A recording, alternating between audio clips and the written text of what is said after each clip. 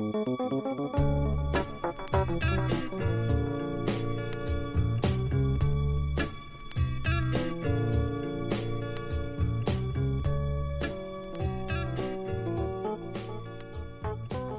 up, Real Dealz podcast listeners and watchers? This is episode 62, and we're back out in the field today.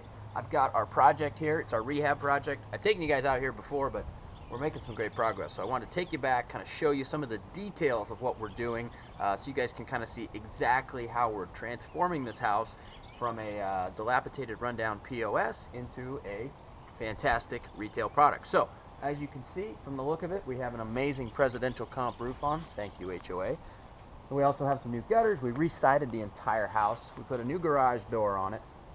We put new windows in, and in the windows you can see we do window grids. We always do grids in the windows. I hate it when I see rehabbers and builders do windows with no grids. They just look cheap. The other thing you want to keep in mind is see how we did a sand colored window? You got to think about what your paint colors are going to be for your property or your house when you're rehabbing it or building it before you pick out the windows. That way you can match the color of the window to the trim. There's nothing I hate more than a dark trim and a white vinyl window. It looks terrible. So if you're going to do lighter colored trim or white vinyl windows are great. But if you're going to do a kind of a darker or not white trim, sometimes using the sand windows are a better choice. So that's why we did that here. Come up here, I'll show you one of the other details we did. We put in these faux beams here too to kind of give it a little dimension here on the front of the house. Originally we were going to put stone down here, but we decided not to. And so we put these beams in instead, and it adds a little dimension, really gives it a richer look on the outside of the house. And at the end of the day, it'll just make it a more desirable retail product. So let's go inside, and I'll show you some more of what we did. All right, come on in. As you can see here, we've still got to rebuild the approach and the front kind of covered deck / landing here.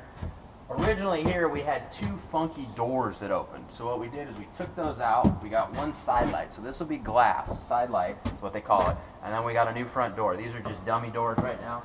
You put them on here during construction, so people beat them up, ding them, whatever, you don't have to worry about it. So we're gonna have our front door here. It's a nice front door. And then we've got a side light, which will bring some light in. It also makes it look a lot nicer. So come on in here. We're at drywall right now. So we've tore it all apart, and we're about to put it all back together, but before we do that, we have to put drywall on. So, as you can see, we tore out a lot of the drywall, and anywhere you see this is all new. If you look up at the ceiling, we had popcorn ceiling, and that was gonna be a pain in the butt to scrape it all, so what we did is we just put a thin layer of new drywall over the old drywall, and that way it made it an easier fix. So come on up. Oh, my phone's ringing. Probably buying some more houses right now. All right, come on up here. This used to be where the old fireplace was. Remember right here? Went up into the ceiling. We took that out. Oh, Willie Makeit's here to pump the shitter. Shitter's full, Clark, right? So here's what's going to be your dining area. This is going to be your new kitchen right over here. Before there was a wall here. Remember, it was kind of blocked in. Now we're opening it all up. So now we're going to have a nice open floor plan. And then back here is where we have the deck. Or I should say where we will have the deck. Right now, as you can see, it kind of goes, we drop down to the first story there, so we don't really want to go out there. And then if you look farther back there, you can see a red tape, a red string strung across there and some trees that were cut. That's where we got in deep doo-doo with the HOA. Our tree trimmer guy went a little beyond the property line, and he cut a few trees in the green space, and that really pissed off the neighborhood association, and so we probably are going to end up with about $6,000 in fines from the city for that. So thank you, tree trimming guy. All right, so come over here. If you look back out here, this is going to be your upstairs living area. Again, we opened it all up, so it feels nice and open. We've got all those windows on the front. You can see the window grids now a little better in here. We didn't do grids on the back, but we did them on the front because they cost a little more money. Sometimes you can save money by not doing window grids on the back of the house because you don't necessarily need them, but it really helps with the look on the front of the house. So there's our windows. One thing we always do, you can see our sign here. Especially in a hot market, we always put our sign in the window. This neighborhood wouldn't let us put one out in the yard, so I compromised and I put it in the window. But it's basically a way to help kind of troll for buyers while we're doing construction. And that way by the time we're done, we have a, whoa, that right there. That's where the vent's gonna be, so watch that. It helps us troll for buyers, so hopefully we can sell the house right away once it's done. So come down here. kind of dark, but this is the new bathroom. What used to be the laundry room. We got tub, shower, toilet's gonna be around the corner. You come here, again, we got bedroom 1, bedroom 2, pretty much the same as before. And then you'll have a little linen closet here. Now we're going into the master. So we got the master here. Off to the left, we're gonna have bathroom, toilet room, walk-in closet. And then off to the right, we've got the master bedroom. And the master bedroom actually opens up to the back deck. So right here, this actually goes over kind of the hobby room in the back. And so we've got to do a rubber membrane over here, kind of a flat roof membrane to kind of prevent any water from ever becoming an issue down below. So we're doing that. Then we're going to build a deck on top of it. So you'll have a nice kind of open slider here to the back deck. It'll be really cool. See if I can figure out how to lock the door so nobody gets hurt.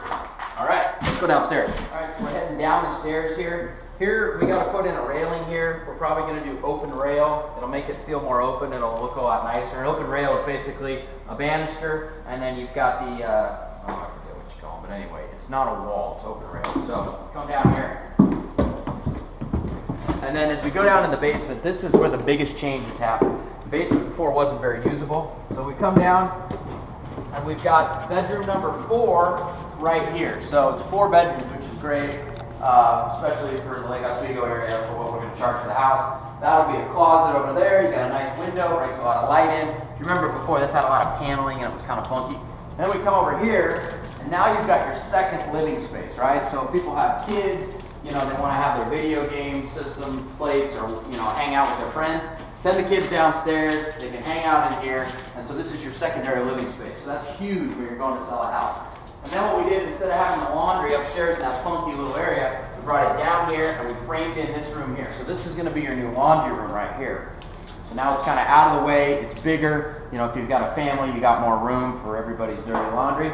And then if you come over here, we did another door that heads outside. And this will have, it'll be a half-light door, so it'll bring a lot of light in. But, well, it's hard to open. It's full light door, excuse me. You can see it brings a lot of light in, but it'll be basically a door out to the back patio in the backyard, which is, it's always nice to have a flow through from down here to that. And then head back over here. We got our mechanicals, we decided to leave them here, but then we've got another full bath here. So we've got 4 bedrooms, 3 full baths, which is huge for the price point that we're going to be selling this at. Come into the garage here. One thing we did at the garage, the old garage door came to like here. So we raised the header up so we could put a bigger door in here, and so it's actually a normal sized garage door, so you can pull normal cars in here. So you got a nice 2-car garage. Obviously we got a ravine here, we couldn't do much about that, but you can park on each side of it. Again, we kept this door here, goes out to the backyard, but this is mine and Dan's favorite room. So come in here, this is going to be your man cave room. So this is kind of a room off the back of the garage. Could be your shop, could be your hobby room, could be any number of things. And so this, I think, will be a real big selling point for the house. So that's the inside. Let's go back outside. All right, guys, so this pretty much wraps up our tour. I'll take you guys back here when it's a done, finished product. But like I said, we bought this house for $300,000. Probably going to end up putting just over $100,000 into it, and then we're hoping to sell it for somewhere in the low to mid 6s. So should be a great project for us, and even at that price of low to mid 6s on a retail level, it'll be a really aggressive price for the retail market based on the amount of inventory and what's available out there right now. You get 4 bedrooms, 3 full baths, and 2 living spaces on a private cul-de-sac road, and you got a community swimming pool right over there. So this place should sell really, really fast once we're done with it, but as always, I'll bring you guys back, show you the finished product. All right, guys, that wraps up this week's video podcast. I'll see you next week on an audio version.